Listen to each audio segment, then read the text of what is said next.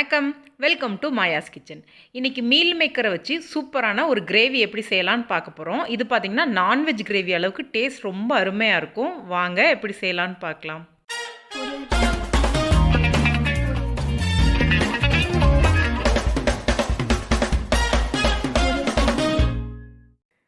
Meal maker gravy பண்ணுறதுக்கு ஒரு cup meal maker, அதாவது சோயா சங்க்ஸ் எடுத்துருக்கிறேன். இதை நல்லா கொதிக்கிற தண்ணியில் போட்டு நல்லா கலந்துட்டு கேஸ் ஆஃப் பண்ணிவிட்டு 5 நிமிஷத்துக்கு மூடி வச்சுருங்க. இங்கே இன்னொரு பவுலில் 5 முழு முந்திரி பருப்பு எடுத்துருக்கிறேன். பாதி முந்திரி பருப்பு எடுக்கிறதா இருந்தால் 10 வரைக்கும் எடுத்துக்கோங்க. இதை வெதுவெதுப்பான தண்ணியில் ஊற வச்சுக்கோங்க. இதை நம்ம கிரேவி பண்ணுற வரைக்கும் ஊறிக்கிட்டு இருக்கட்டும். 5 நிமிஷம் கழித்து இந்த மீல் மேக்கர்லாம் எடுத்து இன்னொரு பவுலில் மாற்றிருங்க. இன்னொரு பவுலில் தண்ணி எடுத்து வச்சுருக்கிறேன். ரூம் டெம்பரேச்சரில் உள்ள தண்ணி எடுத்து வச்சுருக்கேன். அதில் எல்லாத்தையுமே போட்டு நல்லா கலந்துட்டு இதில் உள்ள தண்ணியெல்லாம் நல்லா இருத்து புழிஞ்சிட்டு தனியாக எடுத்து வச்சுக்கோங்க. இந்தளவுக்கு இதில் உள்ள தண்ணியெல்லாம் நல்லா அழுத்தி எடுத்துட்டு இதை தனியாக இன்னொரு பிளேட்டில் நான் எடுத்து வச்சுருக்கிறேன். இப்போ மீல் மேக்கர் பார்த்திங்கன்னா தயாராக இருக்குது.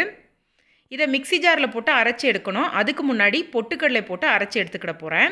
இப்போ ஒரு மிக்சர் ஜாரில் 1/4 கப் பொட்டுக்கடலை எடுத்துருக்கேன். இதை நல்லா பவுடராக அரைச்சி ரெடி பண்ணி எடுத்துக்கோங்க. இதே மிக்சர் ஜாரில் நம்ம மீல் மேக்கரே அரைச்சி எடுத்துக்கலாம். இதுக்கு தண்ணி எதுவுமே சேர்க்க தேவையில்லை. மிக்ஸி ஜாரை பல்ஸ் மோடில் வச்சு அரைச்சாலே உங்களுக்கு இந்தளவுக்கு தயாராகிரும். இப்போ இந்த மீல் மேக்கரோட நம்ம அரைச்சி வச்சுருக்க பொட்டுக்கடலை மாவு கூடவே தேவையான அளவு உப்பு, 1/2 டீஸ்பூன் தனி மிளகாய் தூள், 1/4 டீஸ்பூன் கரம் மசாலா, கொஞ்சமாக கொத்தமல்லி இலை சேர்த்து நல்லா கலந்து எடுத்துக்கோங்க. இதுக்கு தண்ணி எதுவுமே தேவையில்லை. இதை நல்லா கலந்து எடுத்தாலே உங்களுக்கு சரியான பதத்தில் இருக்கும். ஒருவேளை உங்களுக்கு கொஞ்சம் தண்ணியாக இருக்கிற மாதிரி இருந்ததுன்னா இன்னும் கொஞ்சம் பொட்டுக்கடலை மாவை அரைச்சி இதோட சேர்த்துக்கோங்க. இப்போ இது எல்லாத்தையும் இந்த மாதிரி சின்ன சின்ன உருண்டைகளாக உருட்டி எடுத்துக்கோங்க. சின்ன சின்ன உருண்டையாக உருட்டும் போது தான் நம்ம கிரேவியில் போடும்போது டேஸ்ட் நல்லாயிருக்கும். இப்போ உருண்டைகள்லாம் உருட்டி தயாராக இருக்குது. இதை எண்ணெயில் போட்டு பொரித்து எடுத்துடலாம்.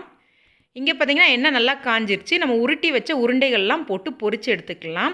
இந்த மீல் மேக்கர் உருண்டைகள் பார்த்திங்கன்னா சும்மா ஸ்நாக்ஸாக கொடுத்தா கூட குழந்தைகள் விருப்பமாக சாப்பிடுவாங்க. டேஸ்ட் ரொம்ப நல்லாயிருக்கும்.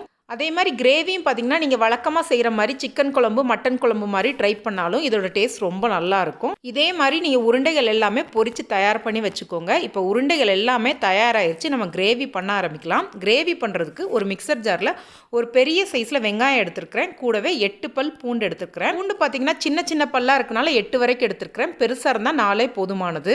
கூடவே 2 இன்ச் அளவுக்கு இஞ்சி எடுத்துருக்கிறேன். 2 காஷ்மீரி மிளகாவும் சேர்த்து அரைச்சிக்கோங்க. அப்போ கிரேவியோட கலர் ரொம்ப நல்லாயிருக்கும். இங்கே ஒரு பேனில் வந்து நம்ம மீல் மேக்கர் வறுத்து வச்ச எண்ணெய் 2 டேபிள் ஸ்பூன் சேர்க்குறேன். எண்ணெய் காஞ்சதுக்கப்புறமா 1/4 டீஸ்பூன் சோம்பு, 1/4 டீஸ்பூன் ஜீரகம் போட்டு பொரிய விட்டு எடுத்துக்கோங்க. இது நல்லா பொரிஞ்சதுக்கப்புறமா நம்ம அரைச்சி வச்சுருக்க வெங்காய விழுதை இதோட சேர்த்துக்கோங்க.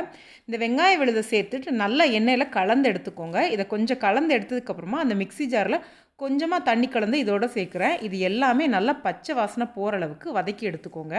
இது நல்லா வதங்கி எண்ணெய் பிரிகிற அளவுக்கு வதக்கி எடுத்துங்க. வெங்காயத்தோட பச்சை வாசனைலாம் மாறி வதங்கினதுக்கப்புறமா இதில் ஒரு பெரிய தக்காளியை மிக்சியில் அடித்து அதை இதோடு சேர்க்குறேன். இந்த தக்காளியும் பார்த்திங்கன்னா நல்லா பச்சை வாசனை மாறுற அளவுக்கு வதக்கி எடுத்துக்கோங்க. இந்த வெங்காயம் தக்காளி எந்த அளவுக்கு நல்லா வதங்கி பச்சை வாசனைலாம் மாறுதோ அப்போ தான் இந்த கிரேவியோட டேஸ்ட் ரொம்ப நல்லாயிருக்கும். இப்போ இதில் 1 டீஸ்பூன் தனி மிளகாய் தூள், 1 டீஸ்பூன் தனியாத்தூள், 1/2 டீஸ்பூன் ஜீரகத்தூள், கொஞ்சமாக மஞ்சள் தூள், உப்பு தேவையான அளவு சேர்த்து இதையும் நல்லா ஒரு 2 நிமிஷத்துக்கு மீடியம் ஃப்ளேமில் வச்சு வதக்கி எடுத்துக்கோங்க. இந்த மசாலாலாம் நல்லா பச்சை வாசனை மாறுற அளவுக்கு நல்லா வதக்கி எடுத்துக்கோங்க. இது எல்லாமே நல்லா வதங்கினதுக்கப்புறமா இதில் 2 கப் தண்ணி சேர்க்குறேன் நான். இந்த தண்ணியெல்லாம் சேர்த்துட்டு நல்லா கலந்து எடுத்துட்டு இந்த கிரேவி கொதிக்க ஆரம்பிக்கும் பாருங்கள். நல்லா கொதிக்க ஆரம்பிக்கையுமே இதை மூடி வச்சு 10 நிமிஷம் மீடியம் ஃப்ளேமில் வச்சுருங்க. 10 நிமிஷம் கழித்து பார்க்கும்போது கிரேவி நல்லா எண்ணெய் பிரிஞ்சு மசாலாவோட வாசனையெல்லாம் மாறி சூப்பராக ரெடியாக இருக்கும். இந்நேரம் இதில் ஒரு 1/2 டீஸ்பூன் கரம் மசாலா தூள் சேர்த்து நல்லா கலந்து எடுத்துக்கோங்க. உங்கள்கிட்ட நான்வெஜ்ஜுக்கு போடுற சிக்கன் மசாலா, மட்டன் மசாலா இருந்தாலும் அதையும் நீங்கள் கரம் மசாலுக்கு பதிலாக சேர்த்துக்கலாம். இப்போ இது எல்லாமே நல்லா கொதிக்க ஆரம்பிக்கும். நம்ம ரெடி பண்ணி வச்சுருக்க மீல் மேக்கர் உருண்டைகளை போட்டு நல்லா கலந்து எடுத்துக்கோங்க. இது நல்லா கலந்து எடுத்ததுக்கப்புறமா நம்ம ஊற வச்சுருக்க முந்திரி பருப்பை நான் இப்போ அரைச்சி ரெடி பண்ணி எடுத்துகிட்டு வந்திருக்கேன். அதையும் இதோடவே சேர்த்துருங்க. இந்த முந்திரி பருப்பு பார்த்திங்கன்னா இதுக்கு நல்ல ஒரு டேஸ்ட்டும் ஒரு திக்னஸும் கொடுக்கும். கண்டிப்பாக சேர்த்துக்கோங்க. இது எல்லாமே ஒரு 2 நிமிஷத்துக்கு கொதி வந்ததுக்கப்புறமா இதில் கொத்தமல்லி இலை தூவிட்டு இறக்கிட்டிங்கன்னா சூப்பரான டேஸ்டியான மீல் மேக்கர் கிரேவி தயாராகிருச்சு. இந்த கிரேவி பார்த்திங்கன்னா இட்லி, தோசை, சப்பாத்தி, பரோட்டா, பூரி எல்லாத்தோடையுமே டேஸ்ட் ரொம்ப நல்லாயிருக்கும். எல்லாருமே விரும்பி சாப்பிடுவாங்க. கண்டிப்பாக ட்ரை பண்ணி பாருங்கள். இந்த வீடியோ பிடிச்சிருந்துச்சுன்னா லைக் பண்ணுங்கள், ஷேர் பண்ணுங்கள், மாயாஸ் கிச்சனுக்கு சப்ஸ்கிரைப் பண்ணுங்கள். கூடவே இருக்க பெல் ஐக்கானை கிளிக் பண்ணுங்கள். ரெகுலராக அப்டேட் கிடைக்கும். நன்றி, வணக்கம்.